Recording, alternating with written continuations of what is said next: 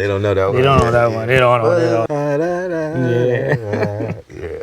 Oh my God. They not ready. Hi guys, I'm Kaytranada. Hey, what's up? This Channel Trace. Today we're interviewing each other about our biggest influences this year. Who do you think will end up on your rap this year? I've been in like a New Jack Swing, like love music era this year. So I think Guy will probably end up on here. New Jack Swing is heavy influence. Like low-key's kind of what we're doing.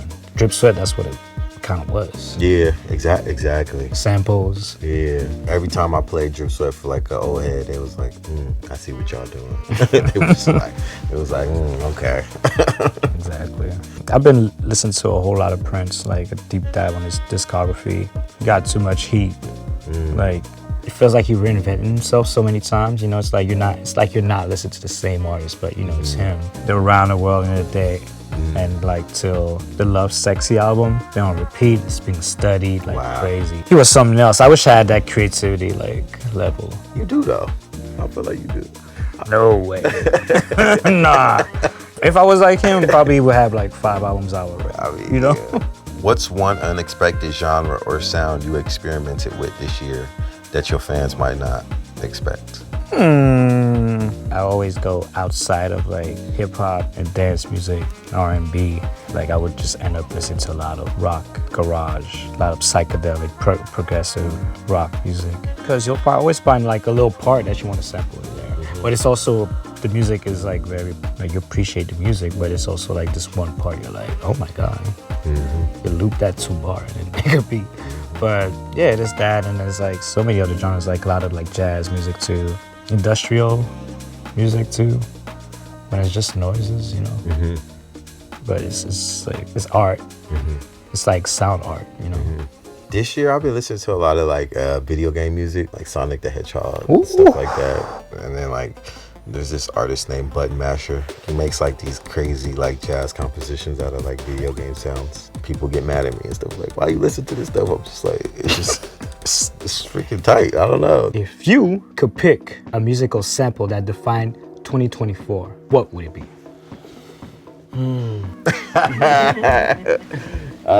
September, When I First Met You by Barry White. That's the pocket I was in like this year. Just smooth, baritone, just vibes. You know, the feeling of that song, like when everything come on, he eases everything in like slowly. Then you hear the ladies do the backgrounds and the bass come in, then the drum, then you waiting for that drum to drop, and then it drops at the right time. You know what I'm saying? And I just feel like that's just how life was for me this year. Like, you know, if I tried to force anything, it wasn't working. But when I just let things come together like organically, then everything just hits in the right place. So I feel like that song just, you know what I'm saying, sealed it for me.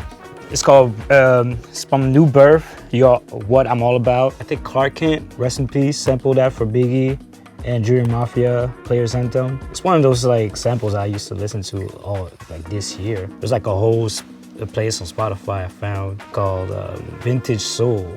And there's hours of soul music, hours of like samples in there. It put me onto a lot of music. One word to describe each other's latest project. It was innovative for me. It was definitely a new level you stepped on. You know, it was definitely like, I'm about to do something different. I'm about to give y'all, you know, that's how it feels like. One word to describe my project. Timeless. You got a neo soul feel on you too. A lot of things that's been absorbed by neo soul, but I feel like mostly like Erykah Badu album, New America album, like those 2 albums were like something I absorbed. Kaytranada and D'Angelo. Oh man, don't say that. I'm throwing it out there. What's the most surprising thing you learned about me with us working together? I don't think it was a surprising thing, really. Exactly what I expected. Like, I feel like we understood what we were doing. That's what I was surprised about. It was so easy working with you. Pure acceptance, pure fun. I think the most surprising thing was like English not being your first like language. And like, cause I, just from listening to your music and stuff, I don't know nothing about Montreal or Canada like or nothing like that. So I just thought you was like from New York or something, or like just like, or even Detroit or something like that.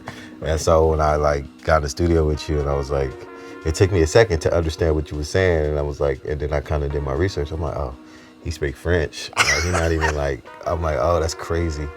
And I think it's also dope too, you know? So I just think it adds another layer to your music. And then your sound is so worldly and like derives from hip hop and all these different things. But like, you know, you're from another place. It just speaks to how far hip hop has traveled.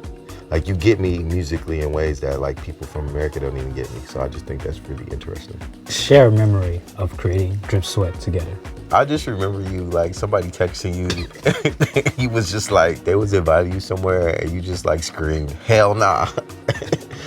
A lot of my lyrics I get, like whenever we write songs together, it just be the stuff you say, like just kind of casually. I heard hell nah, and then I just went to the mic and like that was the lyric that I needed to start the song. Yeah, I remember that. Like there was somebody FaceTime me to go out because I was like, we were locked in, and then that person was like, hey, you want to go hang out? Go to Malibu or something? Blah, blah, blah. And I was like, hell no! That's a wrap. Thanks for watching. Comment below who made your rap this year.